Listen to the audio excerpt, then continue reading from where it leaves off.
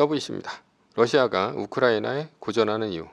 사흘이면 끝난다는 러시아 우크라이나 전쟁이 한 달째 이어지고 있습니다. 압도적인 전력에도 불구하고 러시아가 우크라이나를 점령하지 못하고 있습니다. 우크라이나 러시아 장군 5명 사망 발표, 러시아 침묵했다라는 기사가 있는데요. 러시아의 장군이 5명째 사망했으며 러시아군의 사기는 떨어지고 있다는 소식입니다. 러시아가 결국 이기겠지만 러시아는 우크라이나를 상대로 쉽지 않은 전쟁을 이어가고 있습니다. 우크라이나 선수 잇따라 전사, 그래도 싸우겠다 라는 기사가 있는데요. 반면에 우크라이나는 20세 바이애슬론 선수 말리셰프, 그리고 축구 선수 사필로 등이 교전 중 사망했습니다. 그런데도 불구하고 테니스 선수, 복서 출신 시장 등 스포츠 스타들이 속속 자원 입대하고 있습니다. 전문가들의 예상은 러시아가 압도적인 군사력으로 우크라이나 수도인 키이우를 단기간에 점령하고 우크라이나 정부는 서방에 망명 정부를 세울 것이라고 생각했습니다. 그러나 전쟁이 지속될수록 전문가의 생각과는 반대 방향으로 가고 있습니다. 왜 러시아는 우크라이나에 고전하고 있을까? 이유는 러시아 국민들의 애국심 때문입니다. 그렇다면 애국심은 어디서 나옵니까?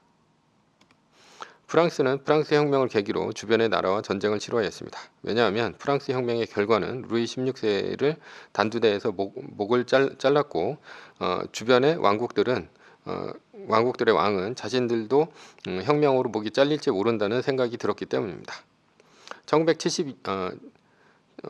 1792년부터 전쟁이 시작되었고요. 프랑스는 주변 나라에게 연전연패를 당하고 있었습니다. 이유는 무엇입니까? 가장 큰 문제는 병력이 모집되지 않았기 때문입니다.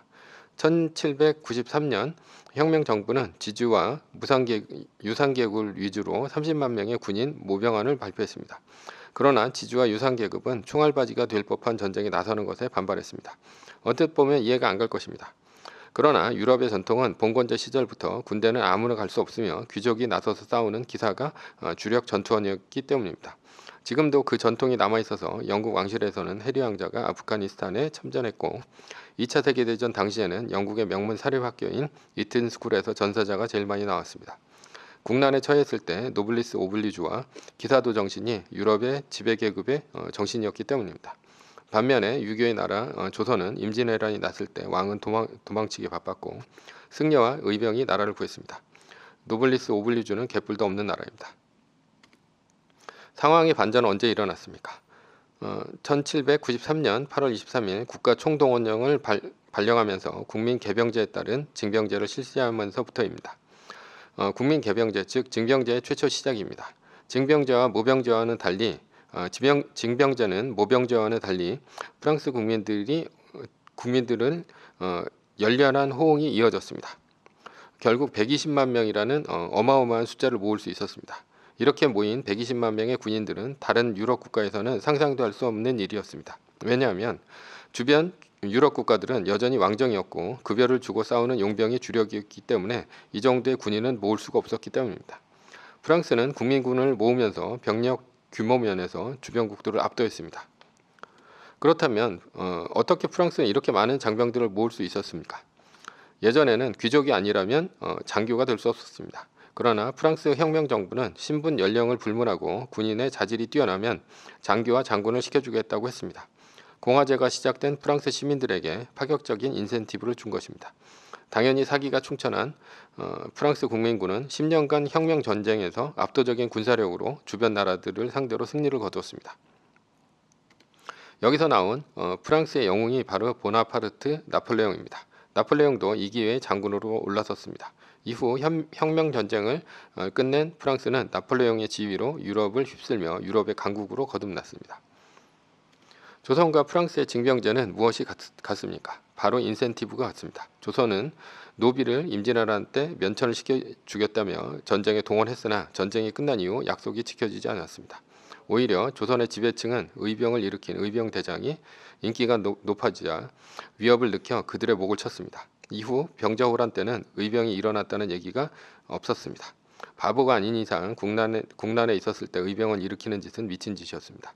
반면에 프랑스는 징병제와 평민이 장교가 될 수 있다는 인센티브로 나폴레옹이라는 영웅을 만들고 유럽의 강자가 되었습니다. 지금 우크라이나 러시아 전쟁에서 러시아는 왜 고전할까? 바로 명분과 사기 때문입니다. 우크라이나는 조국을 구하겠다는 사명감으로 자원 입대하면서 전력이 열세임에도 불구하고 러시아와 맞서 싸우고 있습니다.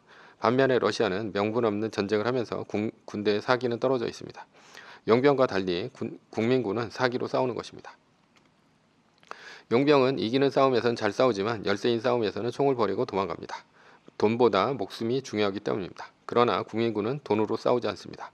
조국을 지킨다는 명분으로 싸웁니다. 그래서 열세인 싸움에서도 죽기를 각오하고 싸웁니다. 그래서 국민군은 명분과 사기가 중요합니다. 조국을 지킨다는 명분이 있으면 사기가 올라가고 사기가 오르면 목숨을 내놓고 싸우는 것입니다. 반면에 러시아는 명분 없는 싸움을 하고 있어 군의 사기가 떨어지고 있습니다. 한국도 중국, 러시아, 일본, 미국과 같은 강대국에 둘러싸여 있습니다. 한국 전쟁과 같은 위기가 다시 올 수 있습니다. 다음번 전쟁은 중국의 대만 침공이라고 하지 않습니까? 언제나 미국이 도와줄 것이라고 생각하면 안 됩니다. 미국이 이번 전쟁에서처럼 지원은 하겠지만 미군이 직접 개입은 안 할 수 있습니다. 미국이 개입한다 하더라도 베트남 전쟁에서처럼 남베트남이 싸울 의지가 없다면 결국은 패망하고 맙니다. 결론입니다. 우리나라는 우리만이 지킬 수 있습니다.